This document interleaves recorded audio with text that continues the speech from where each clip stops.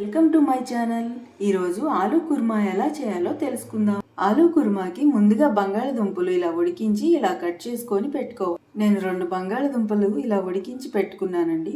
దానికి 2 టమాటాలు, 10 పచ్చిమిరకాయలు, 1 ఇంచు అల్లం, 2 లవంగాయలు, 1 యాలుక్కాయి, 1 ఇంచు దాల్చిన చెక్క తీసుకోవాలండి. ఈ ఆలూ కుర్మాలో నేను ఎల్లుల్లిపాయ, ఉల్లిపాయ లేకుండా చేస్తున్నానండి.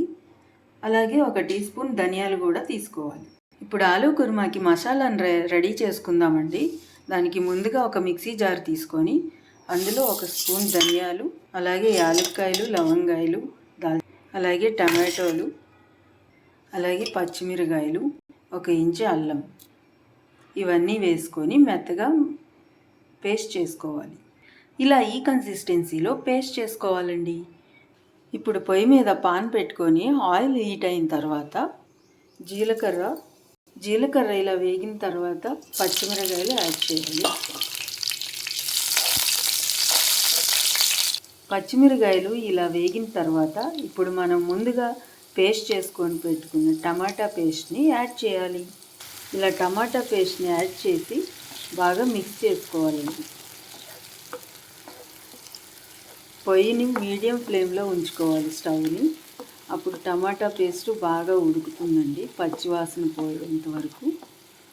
ఇలా కాస్త వేగిన తర్వాత దీనిలో మన టేస్ట్కి తగ్గట్టు సాల్ట్, అలాగే కారం, అలాగే కాస్త పసుపు, అలాగే కాస్త గరం మసాలా, ఇవన్నీ వేసుకొని బాగా మిక్స్ చేసుకోవాలండి.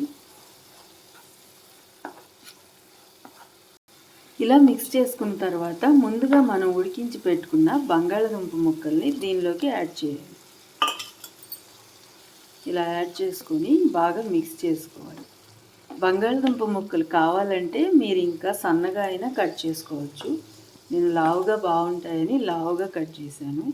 కుర్మా కదా, ఈ ఉడికేసరికి ఇంకా చిన్నగా అయిపోతాయి. ఇలా బాగా మిక్స్ చేసుకొని దీనిలోకి వాటర్ యాడ్ చేయాలండి. ఇలా వాటర్ యాడ్ చేసుకొని బాగా మిక్స్ చేసేసుకొని ఇప్పుడు మూత పెట్టి ఒక 10 నిమిషాలు మీడియం ఫ్లేమ్లో ఉడకనివ్వాలండి. ఇదిగోనండి 10 నిమిషాలు ఉడికిన తర్వాత ఇలా తయారైందండి. మనం యాడ్ చేసుకున్న వాటర్ అంతా డ్రై అయిపోయి ఇలా ఆయిల్ అంతా బయటకు వచ్చి బంగాళదుంప కుర్మా రెడీ అయిపోయింది. అంతేనండి.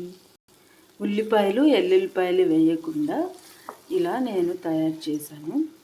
ఇది చూస్తానికే కాదు, టేస్ట్ కూడా చాలా బాగుంటుంది.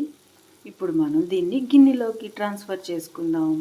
వేడి వేడి ఆలూ కుర్మా రెడీ అయిపోయింది. ఇది కొంచెం గట్టిగా ఉంది కదా, మీకు పలుచగా కావాలంటే కుర్మా కొంచెం వాటర్ యాడ్ చేసుకొని కాస్త పలుచగా ఉన్నప్పుడే స్టవ్ ఆఫ్ చేసుకుంటే పలుచగానే ఉంటుంది. నేను కాస్త గట్టిగా ఉండాలని ఇలా చేశానండి. ఈ ఆలూ కుర్మా చపాతీలోకైనా బాగుంటుంది, పూరీలోకైనా బాగుంటుంది, ఏదన్నా వెజ్ పలావ్లోకైనా బాగుంటుంది.